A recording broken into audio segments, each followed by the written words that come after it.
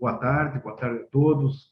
Eu gostaria de, inicialmente, eu sou o Dr. Evaldo Macedo, me apresentar, aqui de Curitiba, do Hospital IPO, do Departamento de Otorrino da Universidade Federal do Paraná. Eu sou coordenador do Núcleo de Ensino e Pesquisa aqui do Hospital IPO.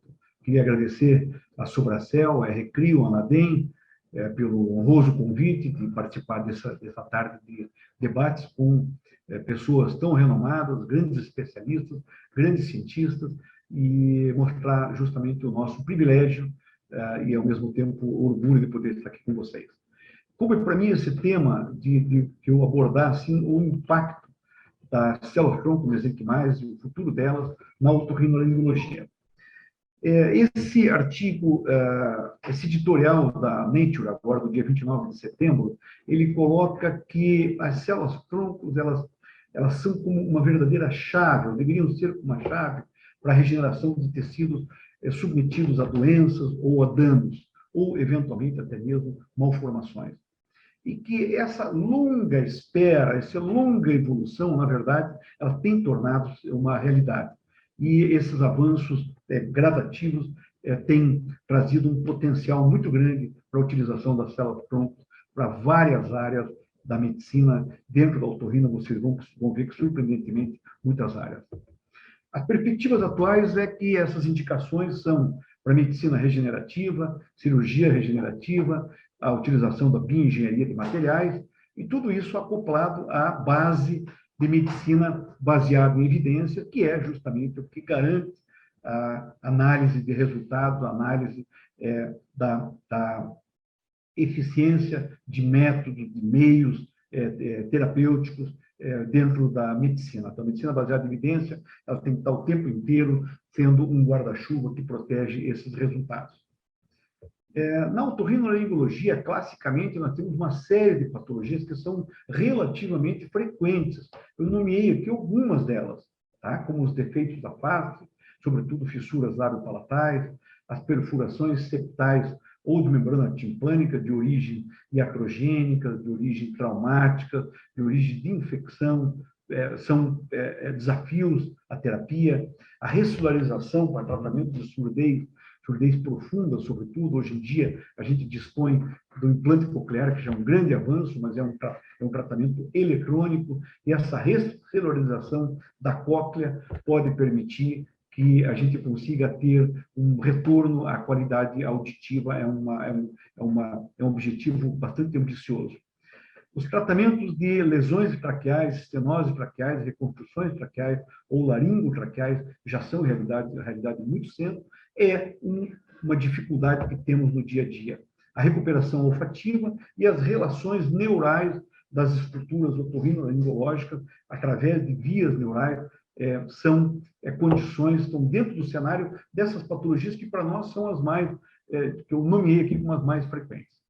Para isso, eu fiz um apanhado, uma busca de literatura, e a literatura, logicamente, é bastante rica de células-tronco, mas eu foquei na otorrino em 4 pontos: os tratamentos de afecções otorrinolaringológicas, a área, a geografia otorrinolaringológica como sítio de coleta de células-tronco, a utilização de vias nasoneurais como veículo de transportes de células-tronco ao sistema nervoso central, e ainda uma palavrinha sobre o Covid.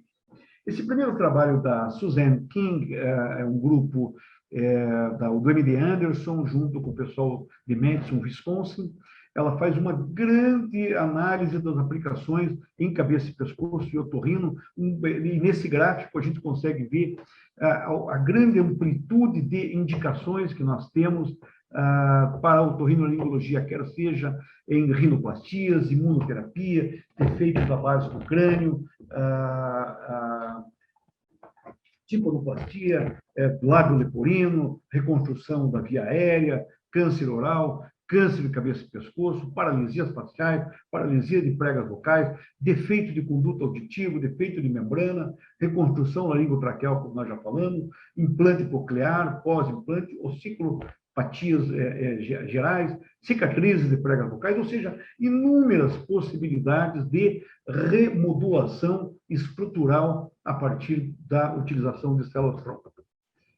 Esse outro trabalho mostra o potencial de periósteo para a coleta, isso já é sabido de todos, a coleta de células-tronco, que são bastante ricas, mesenquimais especificamente, e aqui nós falamos mais do nariz, e eu vou detalhar um pouquinho mais à frente. Esse periósteo, depois de trabalhado, de preparado, agregado a compostos tipo grafeno, fibrina, fibrinogênio, ou placas de reconstrução de bioengenharia em 3D, podem ser reaplicados em áreas de defeitos estruturais da otorrinolaringologia, a partir da diferenciação celular ou de outras áreas do corpo, tendo a via aérea, sobretudo o periósteo do nariz, periósteo da via aérea como fonte dessas células tronco-mesenquimais. Então, essa pesquisa dá esse caminho, e esse trabalho é bastante interessante, porque, especificamente, é um trabalho alemão, avaliando a qualidade das células mesenquimais captadas do periósteo da mastoide, e a mastoide, logicamente, nós temos uma indicação muito grande de cirurgia de ouvido aqui no nosso meio, frequentemente o acesso via mastoide é muito comum, e mesmo os casos que não venham a ser submetidos à cirurgia de ouvido, o acesso à mastoide para retirada desse periósteo é relativamente simples, e essas células têm uma característica muito rica pela sua qualidade vascular, pela sua celularidade, que fazia diferenciação clássica osteogênica, como esse trabalho alemão mostra a diferenciação osteogênica, a diferenciação condrogênica e a diferenciação adipogênica. Então, mostrando que a potencialidade das células tronco-mesenquimais recolhidas dessa região. Para surpresa, esse trabalho sul-coreano, e esse trabalho traz um detalhe, essa pesquisa bastante interessante, esse grupo recolheu material de turbinectomias, que são os cornetos, as conchas inferiores, por suas várias indicações, logicamente, aqui no esquema mostra exatamente qual é a área. Esse material de turbinectomia foi preparado para análise, para a recuperação e a proliferação de células-tronco, porém, eles se deram conta do seguinte: eles dividiram os pacientes em 4 grupos, abaixo de 15 anos, de 15 a 30, 30 a 60 e acima de 60. Qual foi a surpresa? Que o crescimento celular do 2º, 4º dia, 7º dia foi semelhante nas diferentes faixas etárias, mostrando que mesmo as faixas etárias mais avançadas, diferentemente do que se observa em células-tronco de origem hematopoética, elas conseguem ter proliferação e diferenciação semelhante a outras faixas etárias, sendo este um sítio bastante interessante de coleta de células-tronco. A próxima pesquisa mostra a potencialidade das amígdalas. Logicamente, o tecido amigdaliano, o tecido linfóide, localizado no orofaringe, ele tem uma cobertura epitelial que é de origem endodérmica, e o seu material linfóide interno, um grande produtor de defesa de células tipo B, essa linhagem linfóide é mesodérmica. Porém, ele pode se diferenciar em ectoderme, dando células como da tireoide, do pulmão, e células pancreáticas, células do mesoderma, como músculo cardíaco, músculo liso, ou ainda túbulos renais, ou do ectoderme, como epiderme e mesmo axônios. O preparo desse material retirado da amígdala, a diferenciação celular e depois o trabalho de diferenciação utilizando enzimas, reativos e medicamentos pode transformar estas células tronco-mesenquimais da retirada de tecido amigdaliano em neurônio, células de Schwann, adipócitos, condrócitos, osteócitos, miócitos, hepatócitos, células pancreáticas e células da paratireoide. Vejam, muito interessante, porque os materiais, quer seja de turbinectomia ou de amigdalectomia, são frequentemente descartados. Essa pesquisa, na verdade, experimental, é um grupo italiano, eles conseguiram fazer a transposição de células-tronco via nasal em ratos, colocando as células-tronco na região posterior superior, abaixo da membrana cribiforme, que é essa aqui, aonde chegam as terminações neurais sensoriais do olfato, e essas células-tronco atravessam a membrana cribiforme, a membrana hematoencefálica, para dentro do sistema nervoso central. Nesse corte aqui estrutural, nós vemos as estruturas internas nasais, as conchas nasais, aqui a membrana cribiforme, lá dentro o tecido neural, e aqui já com a coloração especial, as células marcadas já dentro do sistema nervoso central, após a sua distribuição na parte alta e posterior do nariz em área olfativa. Então, demonstrando cabalmente que, laboratorialmente, experimentalmente, é possível nós colocarmos no sistema nervoso central, via nasal, este material. O tratamento de Covid é um outro desafio, logicamente, com certeza será abordado por outros colegas. Nós temos uma experiência prévia do Brasil, de certa forma terapêutica, algumas experimentais em grandes centros nacionais durante a pandemia de Covid, e o grupo da R-CRIO está desenvolvendo um produto que está em fase de encaminhamento para pesquisa, em fase de encaminhamento para comitês de ética em pesquisa, utilizando células-tronco como meio de tratamento da própria Covid. Essa pesquisa mostra que a ação da célula-tronco dentro do tecido pulmonar, nas infecções pulmonares por SARS-CoV-2, promove ali uma imunomodulação e uma regeneração das estruturas lá alveolares, logicamente impedindo entre a fase, logo após a fase inflamatória, a fase da contaminação para a fase da cascata inflamatória, que a doença tenha uma evolução com tanta gravidade. Portanto, nós estamos vendo alguns papers, como eu falei a vocês, dividir em 4 setores dentro da otorrinolaringologia, em cima daquelas nossas perspectivas. Pois bem, estamos desenvolvendo aqui em Curitiba, com orientação do professor José Ricardo Muniz, da Daniela Bueno e de mim próprio, um trabalho de pesquisa que devemos transformá-lo num doutorado, que é a análise do sítio de tecido otorrinolaringológico para obtenção de células-tronco mesenquimais, a sua caracterização e criopreservação. Trabalho esse a ser realizado aqui no Hospital IPO, em fase de encaminhamento para o nosso Comitê de Ética em Pesquisa.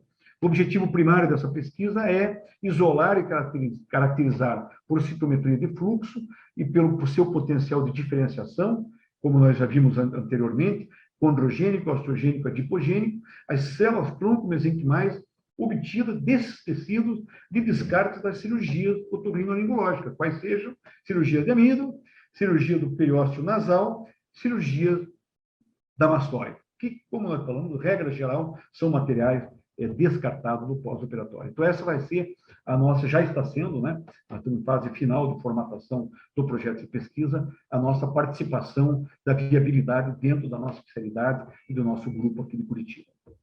Diante disso, eu venho aqui colocar aos senhores, né, que nós avançamos muito nesses últimos meses, na verdade, e essa aliança R-CRIO, ANADEM, IPO, ECO, cuja coordenação aqui com o Núcleo de Ensino e Pesquisa, aí com a ANADEM, com a R-CRIO, é uma coordenação conjunta, já transformou aqui o nosso Hospital IPO num centro de referência de coleta de células-tronco, com equipe pré-determinada, com sala aqui de análise, com sala referencial de secretaria, com toda a programação de preparo para envio a Campinas desse material e posterior guarda lá na R-CRIO em Campinas.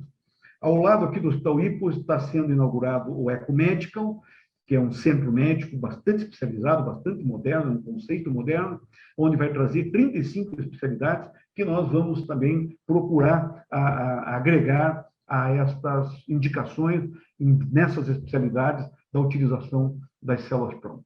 Dessa forma, pretendemos de forma conjunta um desenvolvimento institucional, local, nacional, internacional, um planejamento conjunto de linhas de pesquisas locais, multicêntricas e parcerias estratégicas com órgãos públicos e privados. Então, esse é o fruto desses meses de trabalho conjunto do nosso grupo.